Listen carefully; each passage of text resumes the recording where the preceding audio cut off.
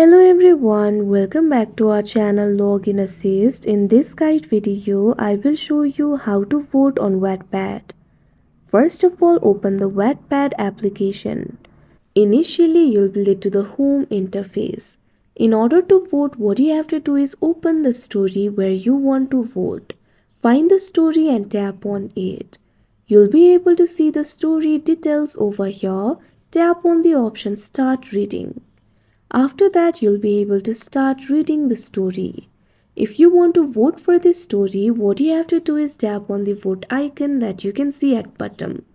Now you can see over here, you just voted for this story.